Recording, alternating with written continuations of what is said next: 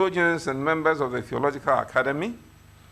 There are many among them for whom there is some inertia, self-doubt, indeed a degree of mental slavery, all of which lead to the virtual denigration of the African heritage, values, and the languages that embody these. For such people, Western Christianity, the Western Theological Academy, sick as it is, according to Walls, is still the standard against which they operate. Such people are often quick to condemn as quote-unquote syncretism any efforts at grounding the Christian faith in the African soil and thereby making Jesus feel truly at home on the continent. When it comes to the African dimension of the theological challenge of world Christianity then, there are both external and internal factors at play that must be taken into consideration. Beyond these, however, what should inform how we proceed to deal with the challenge, and how should we indeed handle this challenge. To reiterate, the challenge is what can Africa bring to the global theological table to underscore the polycentric nature of Christianity. What can Africa contribute theologically towards making all the facets of the diamond available to world Christianity? What can Africa theologically share in facilitating the realization of the fullness of Christ? So, Chair, we next turn and seek to wrestle with these questions by first looking at what is on the ground today in Africa.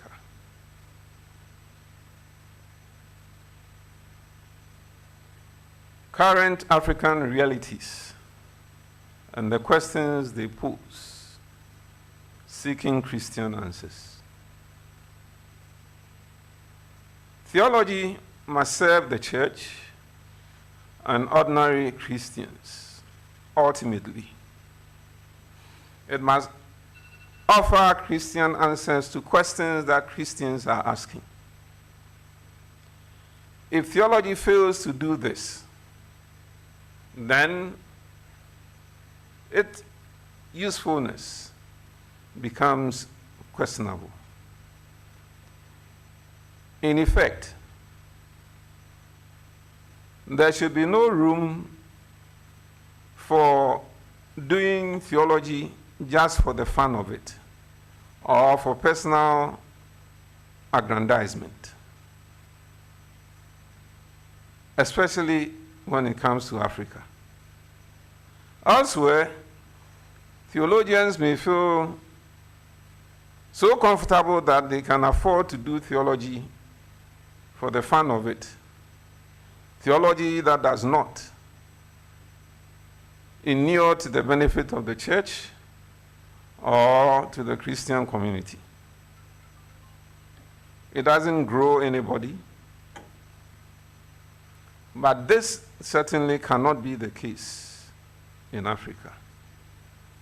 And so, what are at least some of the realities that theologizing in Africa must engage with on the continent at this time?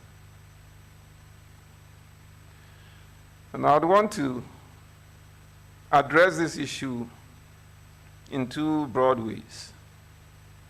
The first is what I refer to as the shift.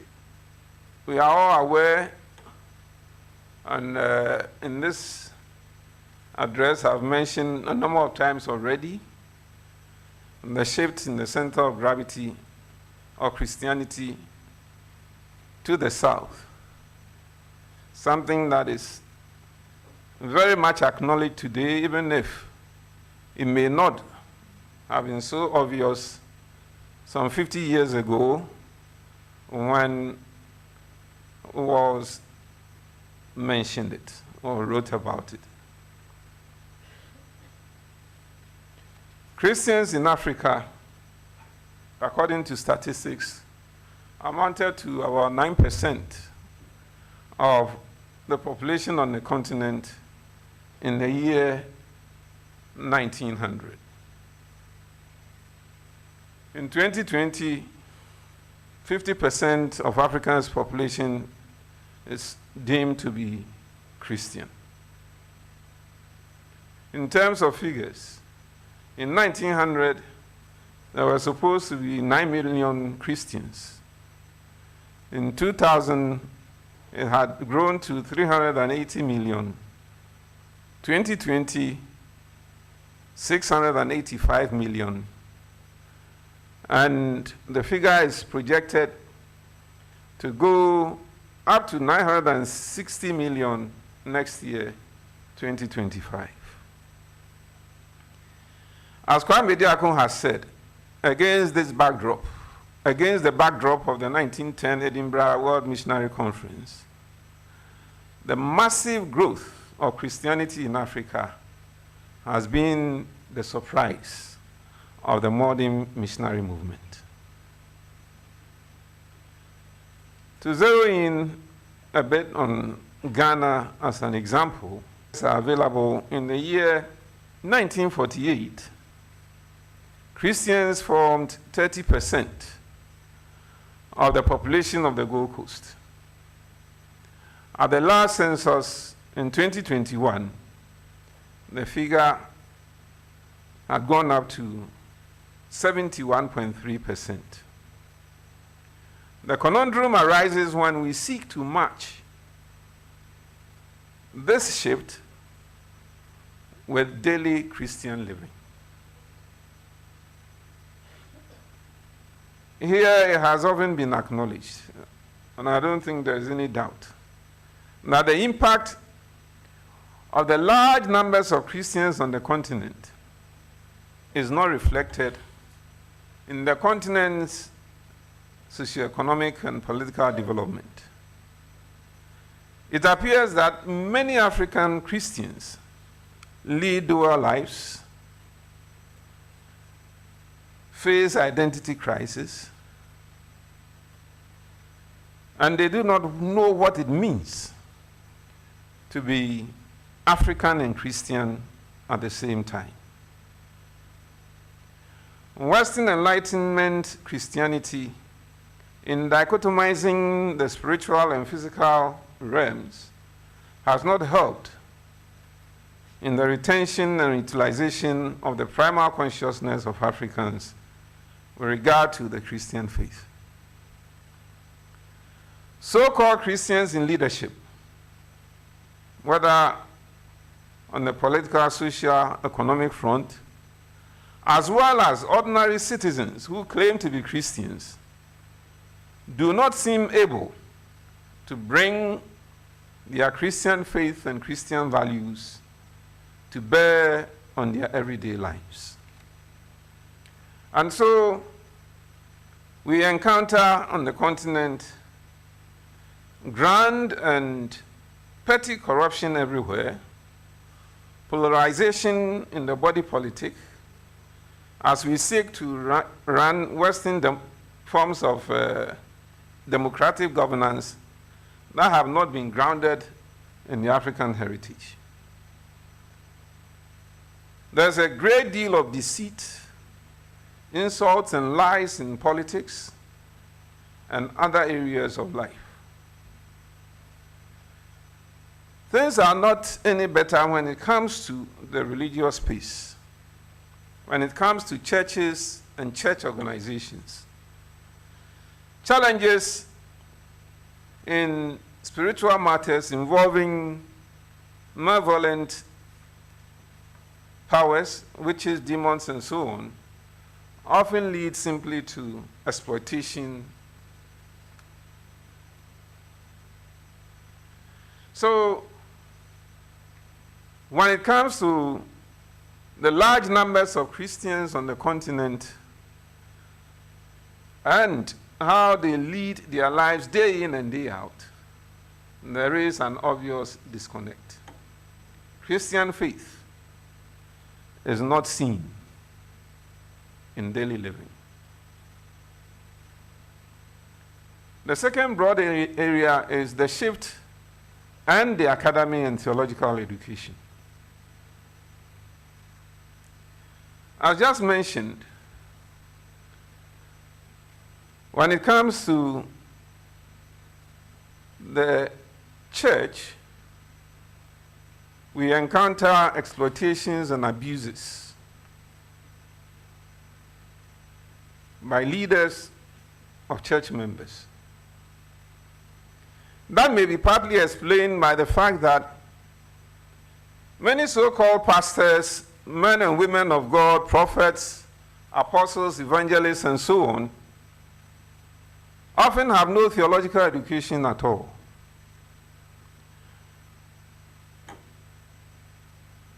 Where there are no constitutional provisions to contain the situation, any and everybody can claim to have been called into ministry and simply proceed to operate as such. Not even ecumenical bodies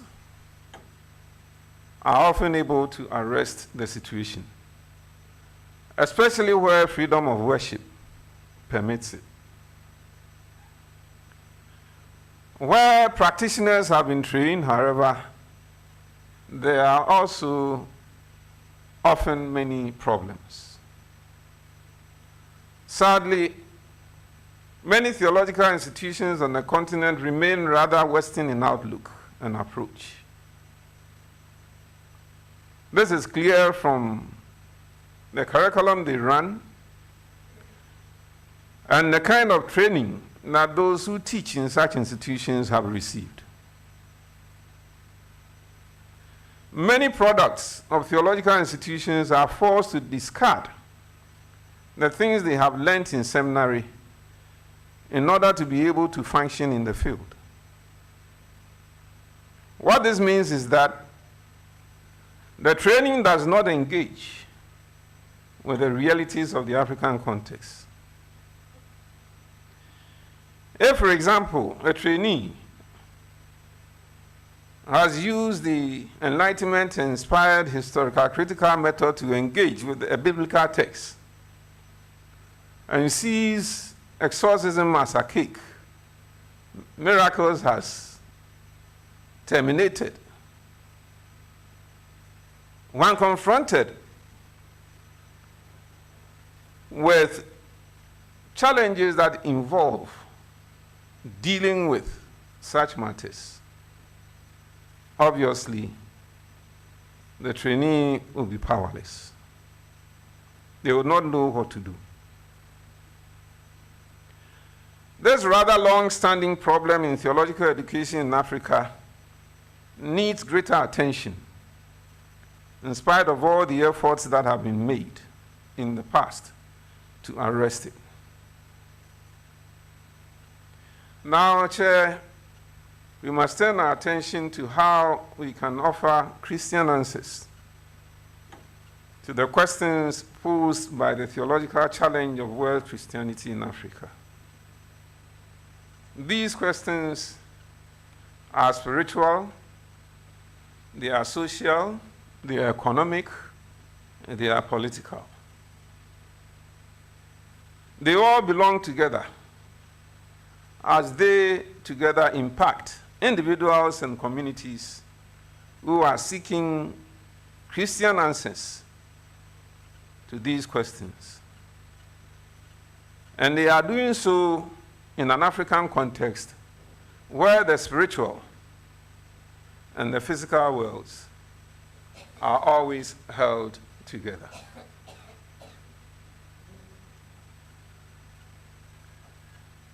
So now, Chair, I would want to highlight a few things about seeking to meet the challenge. As has been admitted, and Walls has indicated, Western Christianity, in making its peace with the Enlightenment, was in fact contextualizing. Africa, to contextualize, must also Africanize. And that is the challenge. The first thing I would want to mention in seeking to meet this challenge is to indicate the Bible as foundational to everything Christian, and therefore to all theologizing. There is no way in which theologizing in the Christian context can proceed without Scripture. And therefore, how we engage with the Scripture becomes extremely critical. And here, obviously, the Bible in the languages of Africans is the way to go. It is in encountering the God of the Bible in our local languages that we have it affirmed to us that indeed God speaks our languages. And we encounter that God as a God that we are familiar with, the God of our ancestors, the God who spoke to our ancestors in the past in various ways, and in the last days has spoken to us through his Son, as we see in Hebrews chapter 1, verse 1. In effect, even unlike Europe, the names for God on the continent are the names that our forebears used for God. And hence, the God we have always known is the same God that we fully get to know in his Son, Jesus Christ.